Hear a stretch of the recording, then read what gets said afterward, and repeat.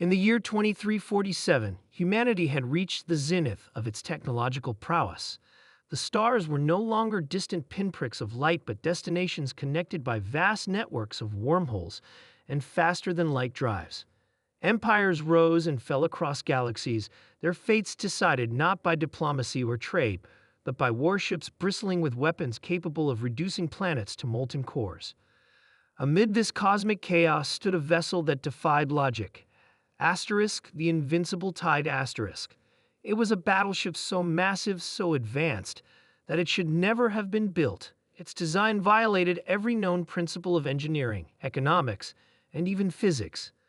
Yet there it was, a floating fortress of metal and plasma, an enigma wrapped in armor plating thicker than city walls.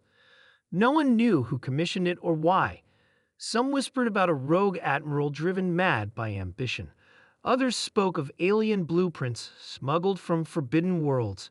But most agreed on one thing. The Invincible Tide Asterisk wasn't just a ship, it was a statement. It loomed over the galaxy like a silent promise of annihilation. Captain Marcus Hale stared out of the observation deck as the monolithic vessel drifted through the void. He had been given command of the Invincible Tide Asterisk, though given wasn't quite the right word. More like thrust upon him without warning or explanation. One moment he'd been overseeing routine patrols aboard a frigate, and the next he found himself standing before a council of generals who handed him the keys to what they called humanity's greatest weapon. Marcus wasn't sure whether to feel honored or terrified. The ship dwarfed anything he'd ever commanded. Its engines hummed with power, beyond comprehension, and its arsenal included experimental weapons whose names alone inspired dread. But something about it unsettled him. There was an aura of wrongness to the Invincible Tide Asterisk, as if it existed outside the natural order of things. "Captain," came a voice behind him. It belonged to Lieutenant Elena Vega, his second in command and one of the few people aboard who seemed immune to the ship's oppressive presence. She carried a datapad tucked under her arm, her expression unreadable. "We've completed the diagnostic scans you requested." "And?" Marcus asked, turning to face her. "There's nothing wrong," she admitted reluctantly. "Every system is functioning perfectly. Too perfectly, if you ask me. Even the prototype gravity stabilizers are operating at peak efficiency. They shouldn't be. We haven't finished testing them yet." Marcus frowned. That was precisely what worried him. Everything about the Invincible Tide Asterisk worked flawlessly, almost unnaturally so. No glitches, no malfunctions, no signs of wear or stress despite being pushed far beyond safe operational limits. It was as though the ship had been designed not by engineers but by gods, or perhaps something far darker. Weeks passed, and tensions aboard grew palpable. Crew members reported strange dreams filled with whispers they couldn't understand. Others claimed to see shadowy figures moving through the corridors late at night, only for them to vanish when approached. Morale plummeted, and Marcus struggled to maintain control. Then came the mission. A distress signal broadcast from a remote colony on the edge of explored space. An unknown force had attacked the settlement, leaving survivors trapped beneath collapsing structures. Rescue operations were underway, the reinforcement. After the battle, Marcus descended to the planet's surface to assess the damage firsthand. What he saw chilled him to the bone. The biomechanical invaders hadn't simply attacked, they had harvested. Rows of cocoon-like pods lined the streets, each containing a human body suspended in amber fluid. Wires and tubes snaked into their flesh, feeding them nutrients while siphoning away vital biological data. One pod cracked open as Marcus approached, revealing a young woman inside. Her eyes fluttered open, unfocused and glassy. Before anyone could react, she let out a blood-curdling scream and collapsed, lifeless. "They're experimenting," Elena said quietly, kneeling beside the corpse. "Using us to evolve." Marcus nodded grimly.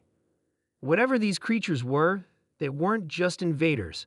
They were predators adapting to new prey. And now, thanks to the Invincible Tide Asterisk, they knew exactly what humanity was capable of. Back aboard the ship, Marcus convened an emergency meeting with his senior staff. "We can't keep using brute force," he declared. Every time we fire those cannons, we show them how to counter us. Sooner or later, they'll find a way to neutralize our advantage. What do you propose, Captain? Asked Dr. Liam Carter, the ship's chief scientist. His normally calm demeanor betrayed hints of unease.